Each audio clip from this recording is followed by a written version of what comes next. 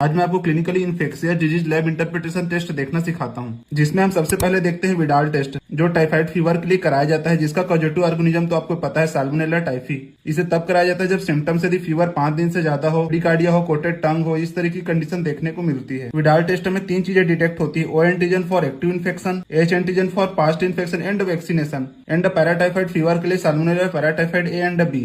ये तभी सिग्निफिकेंट होती है जब इसका टाइटर 1:160 या उससे ज्यादा हो। लेकिन ध्यान रहे, यदि विडाल टेस्ट पॉजिटिव हो मतलब हम कंफर्म टाइफाइड नहीं कह सकते, क्योंकि फॉल्स पॉजिटिव होना कॉमन है। इसका आइडियल मेथड है, यदि फर्स्ट वीक में फीवर है तो ब्लड कल्चर कराना। दूसरा आता है मलेरिया टेस्ट, जो प्लाज्मोडियम इन्फेक्शन के थ्रू होता है, जिसमें 2 टेस्ट आता है, एक gold standard peripheral blood smear and RTD यानी रैपिड डायग्नोस्टिक टेस्ट, जिसमें हम प्लाज्मोडियम फैल्सिपेरम और वाइवेक्स देखते हैं, जिसमें फैल्सिपेरम मोर सीवियर हो सकता है क्योंकि इससे सेरेब्रल मलेरिया का रिस्क होता है। इसे क्लिनिकल सेंस हमें देखने को मिलते हैं high fever with chills and sweating, splenomegaly, thrombocytopenia. फिर आता है डेंगू टेस्ट, इसमें मेनली हम 2 टेस्ट देखते हैं, डे 1 से 5 तक NS1 एंटीजन टेस्ट एंड 5 दिन के बाद IgM एलिजा एंटीबॉडी टेस्ट में भी हमें साइंस देखने को मिलता है। बट इसका वार्निंग साइंस हमें ध्यान रखना है कि ब्लीडिंग कम होना, हाइपोटेंशन और कोल्ड एक्सट्रीमिटीज। डेंगू में एक इंपॉर्टेंट चीज आती है, यदि NS1 पॉजिटिव है विथ लो प्लेटलेट काउंट तो वह एक्टिव डेंगू की कंडीशन है। यदि IgM पॉजिटिव है तो वह रिसेंट इन्फेक्शन है। यदि IgG ओनली पॉजिटिव है तो वह पास्ट इन्फेक्शन है। फिर एक आता है लेप्टोस्पायरा IgM एलिजा टेस्ट, जो रैट यूरिन एक्सपोजर के थ्रू फैलता है, जो काफी कॉमन है फार्मर्स में,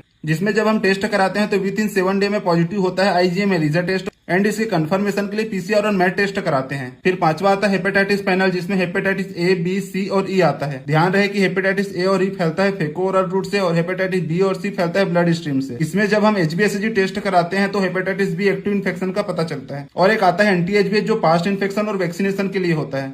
और आता है SCB एंटीबॉडी, जो इन्फेक्शन या कैरियर के लिए, जिसे हम कंफर्म करते हैं SCB RNA टेस्ट से। फिर एक आता है स्क्रब टाइफाइड, जिसके लिए हम IgM एलिजा टेस्ट करते हैं। HIV टेस्ट, जिसमें हम 4th जनरेशन एलिजा टेस्ट करते हैं और कंफर्मेशन के लिए वेस्टर्न ब्लॉट टेस्ट। फिर आता है TB, इसमें 2 टेस्ट याद रखना है, AFB और CB नाट। एक चीज आता है CB नाट हमें एक्टिव TB के अलावा रिफाम्पिसिन रेजिस्टेंस भी बताता है, और कुछ अदर टेस्ट जैसे टाइफस, जिसमें हमें स्क्रब टाइफाइड और एपिडर्मिस टाइफाइड देखने को मिलता है। एक आता है ब्रुसेलोसिस, जो इन्फेक्शियस मिल्क के थ्रू फैलता है, ये काफी रेयर है।